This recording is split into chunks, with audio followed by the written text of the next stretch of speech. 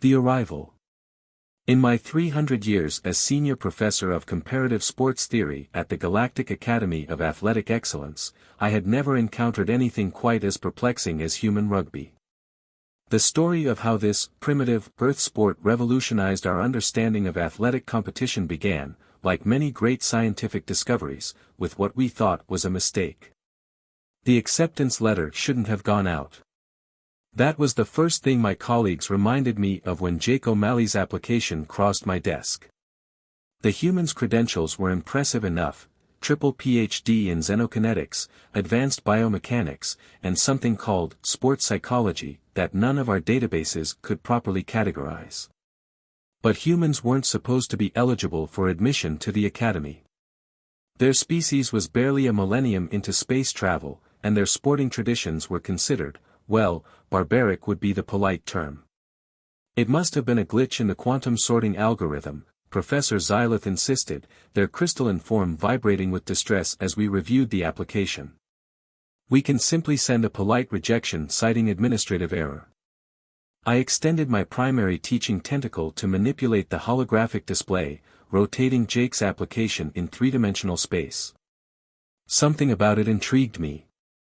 Perhaps it was the passion evident in his thesis on the evolutionary advantages of contact sports in developing species.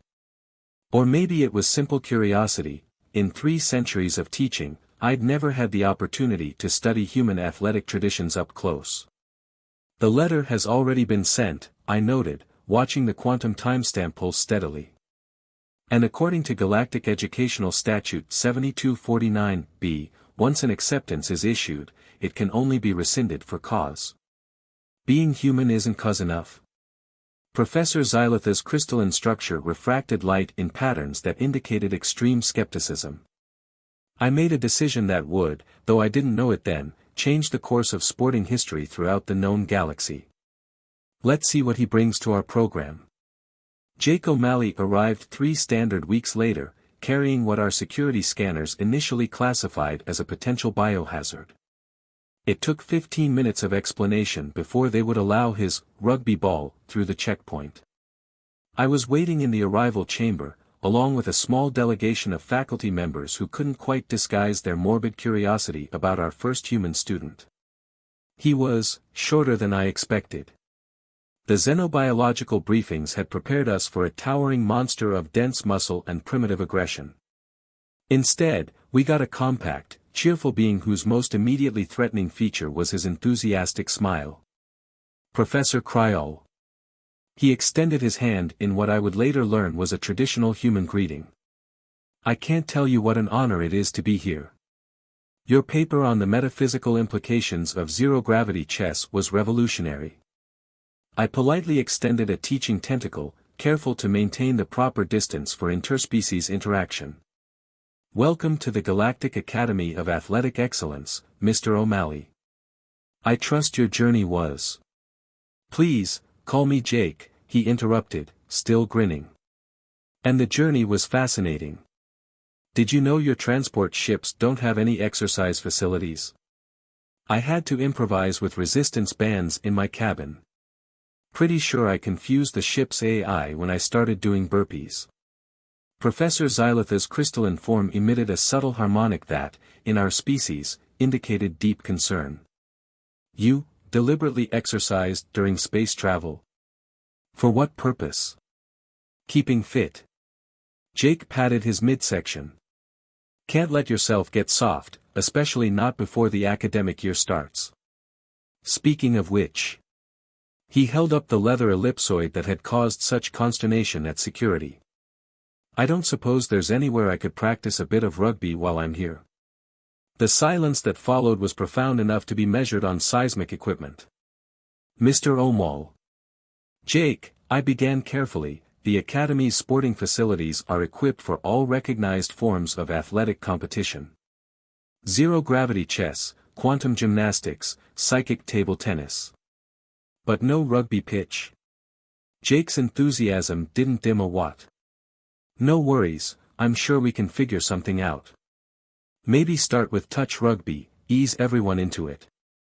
Trust me, once you see a proper match, you'll understand why it's the greatest sport ever invented. As we led him toward his assigned quarters, I couldn't shake the feeling that we had just admitted something far more disruptive than a single human student. The leather ellipsoid tucked under his arm seemed to pulse with potential energy, like a quantum probability wave about to collapse into chaos. The first signs of trouble appeared during orientation week. Our standard athletic assessment protocols weren't designed for human physiology, and Jake's presence in the testing chambers caused no end of confusion. The zero-gravity agility course had to be recalibrated 3 times because the system couldn't believe anyone would choose to move through space by pushing off surfaces rather than using the standard mental navigation techniques. But it was his first theoretical sports philosophy class that really set things in motion. Professor Xylith was leading a discussion on the evolution of athletic competition, explaining how all advanced civilizations naturally progressed from physical contests to purely mental ones. As species achieve enlightenment, they lectured, their crystalline form refracting the room's light into complex educational patterns, they abandoned primitive displays of physical prowess in favor of more sophisticated competitions. The very concept of bodily contact becomes. Excuse me, Jake's hand shot up. But isn't that a rather limited perspective? I mean, physical sport isn't just about prowess. It's about teamwork, strategy, split-second decision-making under pressure. Mr. O'Malley, Professor Xylith's harmonics carried a distinct note of condescension. Surely you're not suggesting that deliberately colliding with other beings represents sophisticated athletic competition? Jake's smile took on an edge I would learn to recognize as dangerous. Actually, Professor, I'd love to demonstrate exactly that. With your permission, I'd like to propose a practical experiment. That was how, against all odds and several Academy safety regulations, we found ourselves agreeing to what Jake called a friendly demonstration match of rugby. The human promised to recruit players from nearby Earth colonies, while we selected a team of our most accomplished students to learn this primitive sport. Looking back, I should have known we were in trouble when Jake's first training session drew more spectators than the annual zero-gravity chess championships. There was something hypnotic about watching humans deliberately run into each other, fall down, and get back up grinning. Our medical staff were on constant alert, convinced they were witnessing some form of mass psychosis. But it was Vectra, our most promising quantum athlete, who really caught the rugby fever. After being selected for what Jake called the Alien All-Stars team, she became obsessed with understanding the sport's underlying principles. I found her late one night in the library, surrounded by holographic projections of historic rugby matches. Professor, she called me over, her nose ridges twitching with excitement. I think I'm beginning to understand. Look at this formation they call a scrum. It appears chaotic, but there's a complex physics equation at work in how the forces align. I examined the hologram, watching as 8 humans locked together in what appeared to be a deliberately engineered collision. But what's the purpose? That's just it. Vector manipulated the projection, highlighting force vectors and pressure points. The purpose isn't just to push forward. It's about coordinated force application, instantaneous adjustments, and... She paused, her nose ridges rippling in what might have been embarrassment, actually working together physically. You sound almost impressed, I noted, trying to keep my teaching tentacles neutral. I think. She hesitated. I think we might have been wrong about human sports, Professor. There's something here we don't understand yet. Something important. As I left her to her studies, I couldn't help but wonder if we were all about to learn a very unexpected lesson about the nature of athletic competition. The galaxy's most prestigious sporting institution was about to host its first rugby match, and nothing would ever be quite the same again. The training. The Academy's maintenance drones were the first to protest. Their primary programming, focused on maintaining our pristine sporting facilities, simply couldn't compute Jake's requirements for what he called a proper rugby pitch. You want us to deliberately introduce irregularities into the surface? The lead maintenance unit's voice modulator crackled with distress. And maintain organic plant matter? In an indoor facility? Jake, standing ankle-deep in the first patch of real grass the academy had seen in centuries, just grinned. "Trust me, it needs to be natural. You can't play proper rugby on synthetic surfaces. The grass, the dirt, even the slight imperfections, they're all part of the game." I watched from my hovering observation platform as the drones begrudgingly began the transformation. Our pristine quantum-stabilized playing field was gradually replaced with actual soil and living grass. The maintenance units insisted on installing subatomic monitoring devices every few centimeters, convinced that such primitive growing conditions must pose some kind of safety risk. But it was the assembly of the first scrum machine that really caused a stir. The device, a hulking framework of metal and padding designed to simulate the forces of 8 beings pushing in concert, drew curious onlookers from every department. The physics faculty were particularly fascinated, setting up multiple sensor arrays to study what they termed synchronized primitive force application. "Remarkable," Professor Quantum Wave muttered, his energy form flickering with excitement as he reviewed the first data streams. "The force vectors aren't just additive, there's a multiplicative effect when the humans push in perfect synchronization. It's almost like they're creating a temporary unified field." Jake's human recruits began arriving from nearby colonies, each bringing their own unique energy to our previously orderly campus.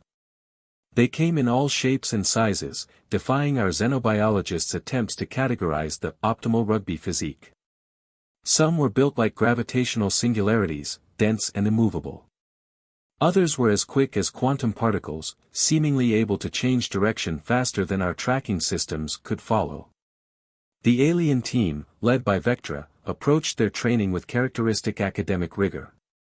They created complex theoretical models of every aspect of the game, from the optimal angle of running to the precise mathematical formula for a perfect spiral pass. Jake watched their efforts with a mixture of amusement and patience. "You can't reduce rugby to pure numbers," he explained one day, as Vectra presented her 73rd revision of optimal tackle trajectory calculations. "Sometimes you just have to feel it." "Feel it?" Vectra's nose ridges contorted in confusion. "Feel what?" "The impact? The pain? The violation of personal space?" "All of it," Jake laughed. "And more. Rugby isn't just about the physical aspects. It's about trust, instinct, and reading the game as it unfolds." The concept of reading the game proved particularly challenging for our alien athletes. Used to sports where every move could be calculated in advance, the chaos and unpredictability of rugby seemed almost offensive to their sensibilities. "But how can we prepare for every possibility?" demanded Staff, a quantum gymnast whose gaseous form had to be contained in a special rugby uniform. "The variables are infinite." "That's the beauty of it," Jake replied, tossing the ball in a lazy arc. "You don't prepare for every possibility. You prepare for anything." The distinction was lost on most of the alien team, but slowly, almost imperceptibly, something began to change. It started with Vectra, during what Jake called a basic passing drill.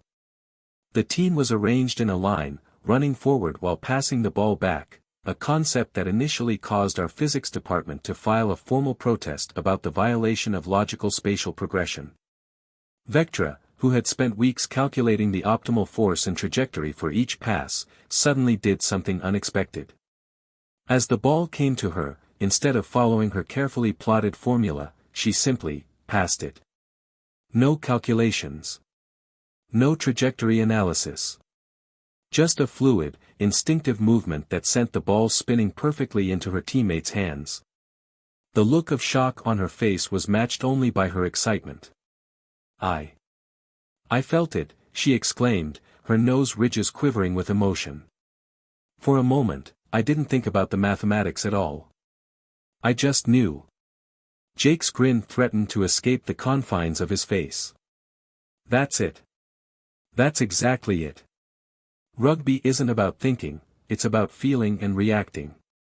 The concept spread through the alien team like a quantum wave collapse. Gradually, their movements became less calculated and more fluid. The endless streams of data flowing from their analysis devices began to be replaced by something more basic, more primitive, and perhaps more profound. Even the medical staff began to adapt, though not without considerable anxiety. Dr. Vex, our chief xenophysician, initially tried to declare the entire sport a health hazard after witnessing his first tackle. The deliberate collision of bodies, his crystalline form shimmered with horror. The voluntary impact trauma. The grass stains. But as the training continued, even he had to admit there was something fascinating about the human's ability to absorb impacts and recover. His research papers on the regenerative properties of human rugby players would later revolutionize several fields of medical science. The weather control systems were the next to go. Jake insisted that rugby was meant to be played in natural conditions, a concept that caused our atmospheric regulation department to submit a mass resignation letter. The first time it rained during practice, the maintenance drones nearly short-circuited in collective horror. But it was the mud that really changed everything. Watching our precisely engineered playing surface turn into what Jake cheerfully called proper rugby conditions, I witnessed something extraordinary. The alien players, creatures who had spent their lives in perfectly controlled environments, began to embrace the chaos. Vectra, her pristine uniform now thoroughly muddied, executed a perfect slide tackle that sent her skidding through a puddle. Instead of recoiling in horror, she emerged laughing, her nose ridges caked with dirt but quivering with joy. "It's liberating," she declared, helping up the teammate she'd tackled. All these years of precise control, of perfect conditions, we never knew what we were missing. The humans, for their part, seemed to take particular delight in introducing their alien teammates to various rugby traditions. The concept of the team song initially caused considerable confusion, particularly among our more mathematically inclined students who couldn't understand why athletic victory should result in deliberately off-key singing. But it was the post-training ritual that really captured the Academy's attention. After particularly grueling sessions, the human players would gather in what they called a huddle, arms linked, bodies supporting each other as they recovered their breath. Gradually, the alien players began to join these huddles, despite their initial reservations about such intimate physical contact. "You see," Jake explained to me one evening, as we watched the mixed team trudge happily off the mud-covered field, "rugby isn't just about the game. It's about brotherhood. Sisterhood. Teamhood. It's about trusting the person next to you to have your back, quite literally sometimes."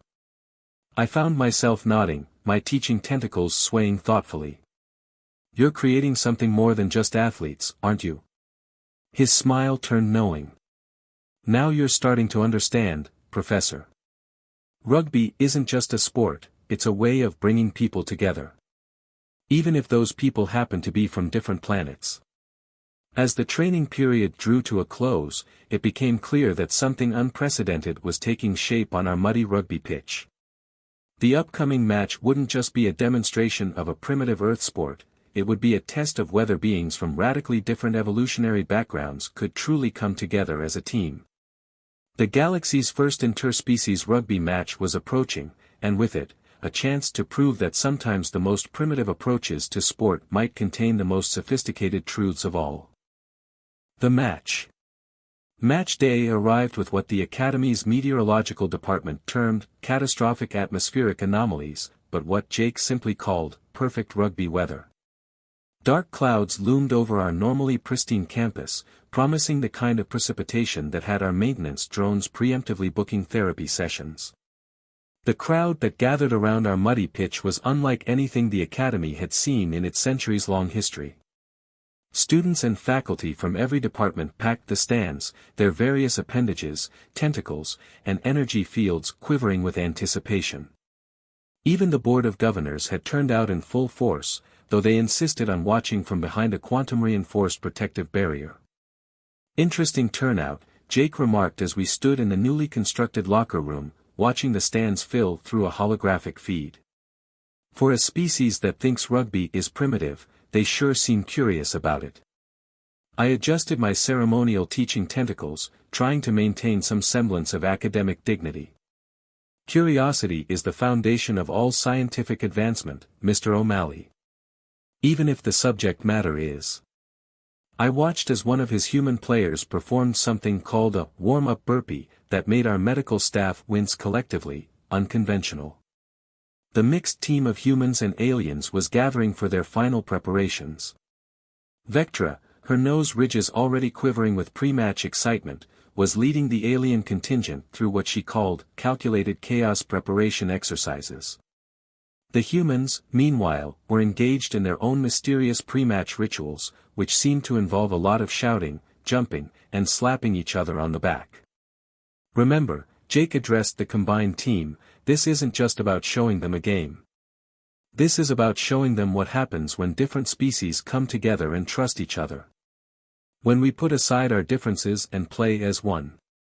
Stoth's gaseous form swirled nervously in his containment uniform. But what if we mess up? What if we let the team down? Then we pick ourselves up and keep playing, Jake replied with a grin. That's what rugby's all about. The opposition team, comprised entirely of humans from various Earth colonies, was already on the field. They called themselves the Stellar Spartans, and their reputation had preceded them. Several were professional players from Earth's top leagues, and their presence had our medical staff triple-checking their emergency protocols. As both teams took the field, the first drops of rain began to fall. Our atmospheric control systems, deliberately deactivated for the match, couldn't prevent the natural weather from turning our carefully maintained pitch into what Jake enthusiastically described as proper muddy conditions. The match began with what our physics department would later term controlled chaos theory in action. The humans' kickoff sent the leather ellipsoid spiraling through the rain-heavy air, its trajectory causing our more mathematically inclined spectators to frantically recalculate their understanding of aerodynamics. What followed was unlike anything the Academy had ever witnessed. The Stellar Spartans, true to their reputation, launched into the game with ferocious intensity. Their first attack was a coordinated burst of power and speed that sent several of our xenobiologists into a theoretical crisis about the limits of human physiology. But the mixed team, against all expectations, held their ground. Vectra, facing her first real test in a full-contact match, didn't hesitate. As a Spartan runner charged toward her, she executed a perfect tackle, her weeks of training overriding millennia of evolutionary instinct against physical contact. The crowd's collective gasp was followed by spontaneous applause. Did you see that? Professor Xylitha's crystalline form vibrated with excitement. She didn't calculate the trajectory or run a risk assessment, she just did it. The game flowed back and forth, each team probing for weaknesses, testing defenses. The human's natural physicality was balanced by the alien's unexpected adaptability. Stoth used his gaseous nature to create confusion in the rucks, while another alien player, a silicon-based being named KRTHX, proved surprisingly effective at breaking through tackles. But it was the scrums that really captured the audience's attention. The sight of 8 beings from different species working in perfect unison, pushing against an equal force from the opposition, caused our physics department to frantically revise several fundamental theories about force multiplication. The rain continued to fall, turning the pitch into a muddy battlefield. Yet instead of diminishing the spectacle, it seemed to enhance it. Every run, every tackle, every pass left trails in the mud, creating what our art department would later declare a kinetic sculpture of unprecedented beauty. The score remained close throughout the first half. The Spartans' experience showed in their clinical execution, but the mixed team's unique combination of human power and alien ingenuity kept them in the game. Jake, playing scrum half, orchestrated the team with a commander's precision, calling plays that utilized each species' unique abilities. At halftime, with the score tied, the mixed team huddled in their changing room. They were mud-covered, exhausted, and absolutely exhilarated. Vectra's nose ridges were caked with dirt but quivering with joy. Stoth's gaseous form swirled with patterns that our xenolinguists would later translate as pure excitement.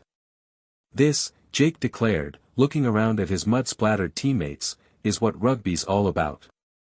Look at us, humans, aliens, all different species, all working together. Every tackle, every pass, every scrum, we're proving that the most advanced sport isn't about avoiding contact, it's about trust and cooperation. The second half began under intensifying rain. The Spartans, drawing on their professional experience, launched a series of devastating attacks. They scored first, breaking through with a combination of power and skill that had our medical staff reaching for their emergency protocols. But the mixed team refused to break. If anything, the setback seemed to strengthen their resolve. Vectra, who just months ago had considered physical contact barbaric, now threw herself into tackles with passionate abandon. The alien players, no longer bound by theoretical models of play, began to show genuine rugby instinct. The defining moment came with 10 minutes remaining. The mixed team, still trailing by 5 points, won a scrum against the head, a concept that had taken weeks to explain to our physics department. Staff, his gaseous form swirling with determination, created a perfect gap in the defense. KRTHX, silicon limbs pumping, broke through the line. What followed was a sequence of play that would be analyzed in academy classrooms for generations to come. The ball passed from species to species, each player adding their unique abilities to the movement. Humans provided the power, aliens the unpredictability, and all of them demonstrated a level of trust and coordination that defied our previous understanding of interspecies cooperation. Vectra received the final pass 5 meters from the try line. 3 Spartan defenders converged on her, but she didn't hesitate. Drawing on everything she'd learned about human rugby's beautiful chaos, she dove for the line. The impact sent mud spraying in all directions, temporarily blinding our view of the outcome. When the mud settled, Vectra lay in the try zone, the ball pressed firmly against the ground. Her nose ridges were barely visible under the mud, but their quivering pattern was unmistakable, pure joy. The conversion kick that followed, struck perfectly through the rain by Jake, sealed more than just a victory. It marked a fundamental shift in how the academy, how the entire galaxy, would view the relationship between physical and advanced sport. As the final whistle blew, both teams came together in what humans call a circle of respect. Mud-covered beings from across the galaxy, who just minutes ago had been locked in fierce competition, now stood arm in arm, tentacle in tentacle, field in field. The silence that fell over the crowd was profound. Even the rain seemed to pause, as if recognizing the significance of the moment. Then, from somewhere in the stands, a cheer began. It spread quickly, building into a roar that our acoustic engineers would later classify as pure sporting joy, transcending species barriers. "Well, Professor," Jake said to me as we watched the celebrations unfold, "still think rugby's just a primitive sport?" I looked at the scene before me, the mud-covered pitch, the exhausted but elated players, the breaking down of barriers between species that had existed for millennia, and felt my teaching tentacles curl in appreciation. "Mr. O'Malley," I replied, "I believe we may need to revise our entire curriculum." The match was over, but its impact was just beginning. As the teams left the field together, heading for what Jake called a traditional post-match celebration, I couldn't help but feel that we had witnessed something more than just a game. We had seen the future of sport in the galaxy, and it was gloriously, magnificently muddy. The aftermath. The post-match celebrations lasted 3 standard solar cycles, causing unprecedented disruption to the Academy's usually rigid schedule. The maintenance drones, still processing the trauma of deliberately maintained mud, watched in horror as players and spectators alike continued to revel in what Jake called the spirit of rugby. But it was the morning after the match when the real changes began to manifest. I arrived at my office to find my holographic inbox overflowing with messages from across the galaxy. News of the unprecedented interspecies rugby match had spread faster than a quantum transmission. "Professor," my AI assistant chirped, its circuits practically buzzing with excitement, "we've received 273 requests for information about starting rugby programs at other institutions. 42 species have submitted applications to the Academy specifically citing an interest in primitive contact sports. And the Galactic Sports Council is demanding an emergency session to discuss, and I quote, the disturbing implications of voluntary physical collision as a form of athletic expression. I extended my teaching tentacles to sort through the chaos, but before I could begin, Jake burst into my office. Despite having participated in both the match and the subsequent celebrations, he looked remarkably energetic. "Professor, you've got to see this." He activated a holographic display, showing scenes from across the galaxy. "It's happening everywhere." The images were remarkable. On the crystalline plains of Xerxes Prime, silicon-based beings were attempting to adapt rugby for their sharp-edged forms, using specially designed force field padding. In the gas giant colonies of the Helix Nebula, gaseous entities were organizing what they called zero-gravity rugby, which looked both terrifying and fascinating. But how? I asked, watching a group of energy beings attempt their first scrum. "The match was just yesterday." "Social quantum networks," Jake grinned. "Apparently, several students live-streamed the match. It's gone, what do you call it, viral." The Academy's Board of Governors called an emergency meeting, which for the first time in our institution's history, was held outdoors. The rain had finally stopped, but the muddy pitch remained, now bearing the historic marks of the previous day's match. "This is unprecedented," board member Psyll declared, their sensory fronds waving in agitation. "We're receiving applications from species we didn't even know were interested in athletic pursuits. The collective mind of Beta Reticuli, which hasn't engaged in physical activity since evolving beyond corporeal form, has requested a demonstration match." But it was Vectra who really drove home the magnitude of what was happening. Still bearing traces of mud on her nose ridges, which she had refused to clean, calling them badges of honor, she presented a comprehensive analysis of the match's impact. "It's not just about the sport," she explained, manipulating complex holographic data streams. "What we witnessed yesterday was the breaking down of barriers that have existed since the founding of the galactic athletic community. Species that had evolved beyond physical contact are rediscovering the value of corporeal interaction. Beings that had never worked together are forming teams. It's beautiful chaos," Jake supplied, earning a grateful twitch of her mud-stained nose ridges. The medical department, led by Dr. Vex, had undergone perhaps the most dramatic transformation. After spending the entire match in various states of crystalline distress, they had emerged with a completely new perspective on physical recovery and rehabilitation. "The human capacity for impact absorption and tissue regeneration is remarkable," Dr. Vex declared, presenting his preliminary findings. "But more importantly, we've discovered that controlled physical contact releases chemical compounds that promote social bonding across species." The post-match celebrations showed unprecedented levels of interspecies harmony. The Academy's curriculum committee worked through the night, revising centuries of sporting theory. Traditional courses like Advanced Non-Contact Competition and Theoretical Athletic Purity were hastily supplemented with new offerings, Introduction to Contact Sports, Cross-Species Team Dynamics, and, most controversially, Applied Mud Theory. But it was the maintenance department's response that truly signaled the scale of change. The chief maintenance drone, after running countless simulations and probably several existential crises, submitted a formal proposal. "If we are to adapt to this new paradigm," it stated in perfectly formatted quantum code, "we must embrace the concept of controlled imperfection. We propose the installation of dedicated rugby facilities, including multiple dirt-based playing surfaces with integrated weather exposure." The proposal was accompanied by detailed plans for what it called optimal mud generation systems and regulated grass growth protocols. The drone had even included specifications for something called a post-match clean room, though the notes suggested it had added this last part mostly for its own peace of mind. The Galactic Sports Council's emergency session, held a week after the match, turned into an unexpected celebration of sporting diversity. Species that had long looked down on physical sports were suddenly eager to explore this new frontier.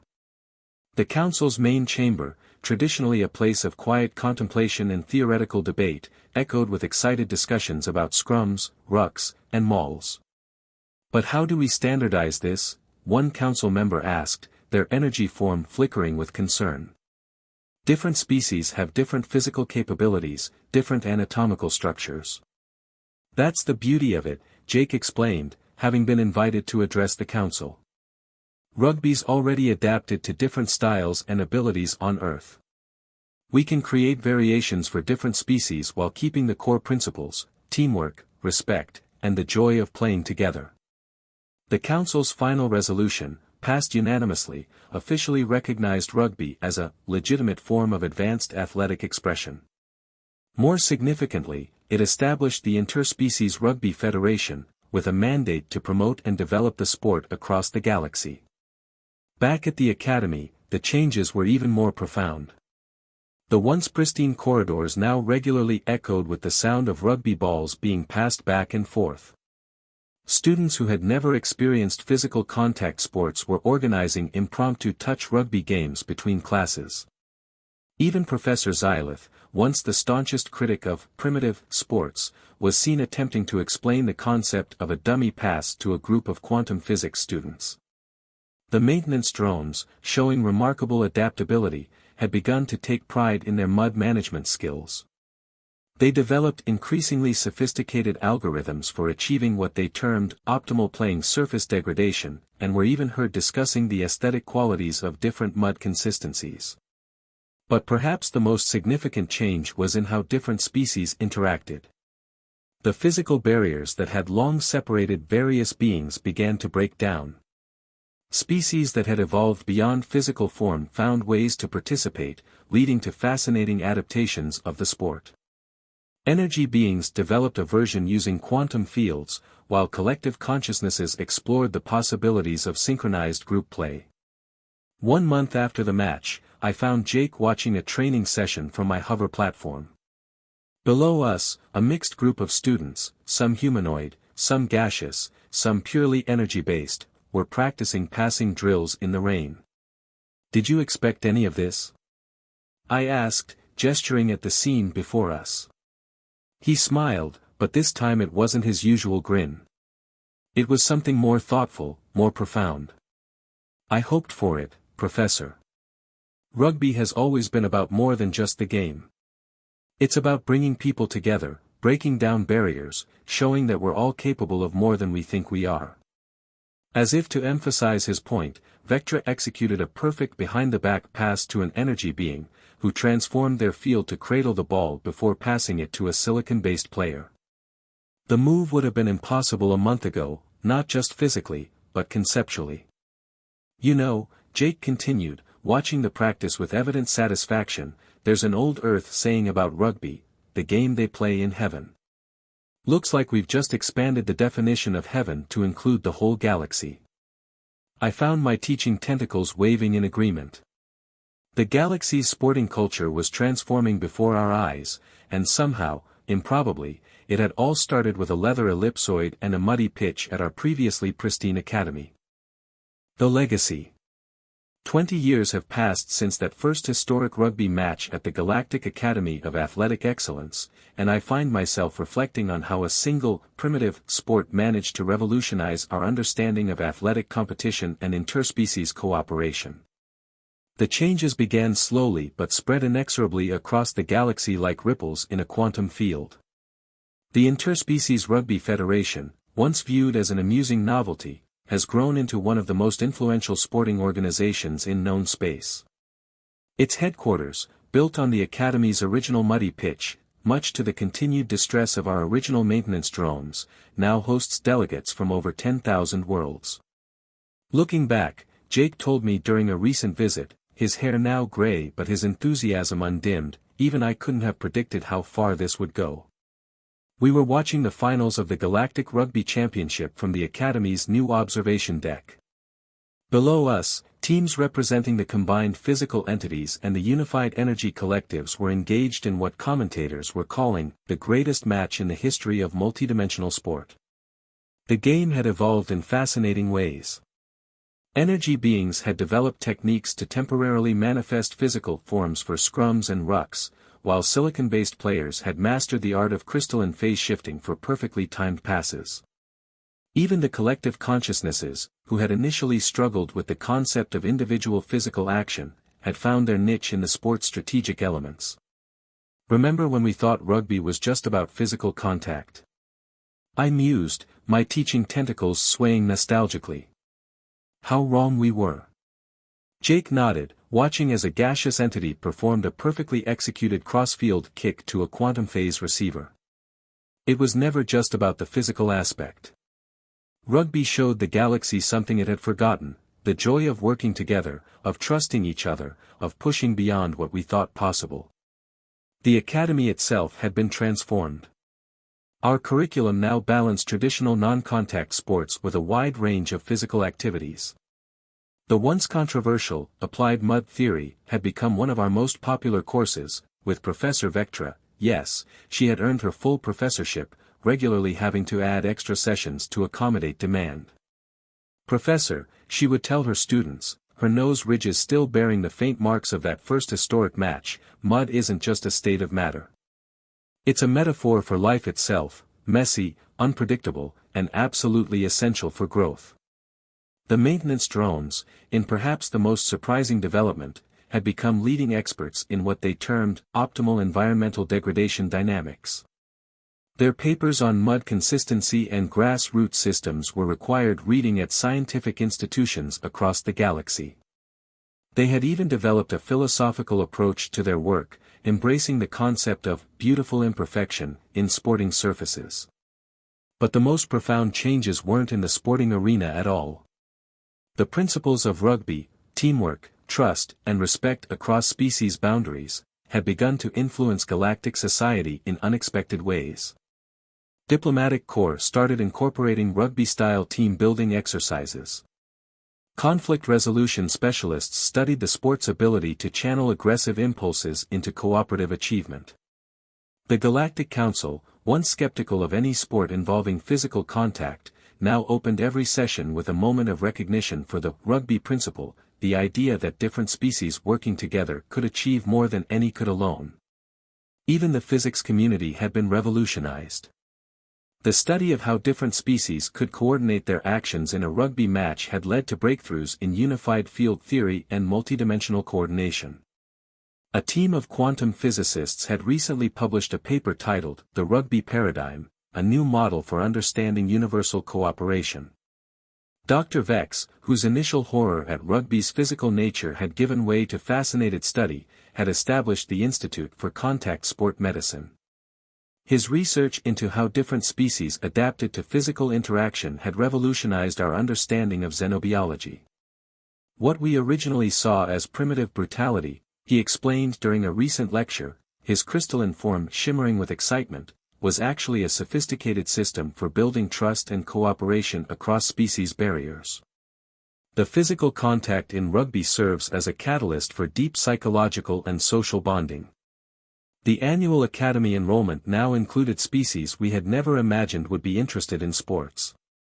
Beings of pure thought, who had evolved beyond physical form eons ago, signed up for Introduction to Rugby, alongside silicon-based entities and quantum wave collectives. The sight of such diverse beings working together on our many rugby pitches, we had long since abandoned the pretense of maintaining a single, pristine, playing surface, had become wonderfully commonplace. Jake's legacy extended far beyond the sport itself. The O'Malley Institute for Interspecies Athletic Cooperation, established in his honor, had become a leading think tank for developing new ways to bring different species together through sport. Its motto, "In Mud We Trust," had become a rallying cry for those who believed in the power of physical sport to bridge galactic divides. "You know what still amazes me?" Jake said, as we watched the championship match below reach its climactic moments. "Every time I see a team of different species come together, every time I watch them trust each other and work as one, I realize we've only scratched the surface of what's possible." The match reached its conclusion with a play that would have been impossible 20 years ago, a synchronized movement involving 12 different species, each contributing their unique abilities to create something that defied both physics and tradition. The crowd, a mixture of physical and energy beings, erupted in what our sensory arrays registered as pure joy, transcending species classifications. As the teams came together in the traditional post-match circle, I couldn't help but reflect on how far we'd come. The primitive sport that had once caused our maintenance drones to short-circuit in horror had evolved into something that encompassed the best aspects of both physical and advanced athletic competition.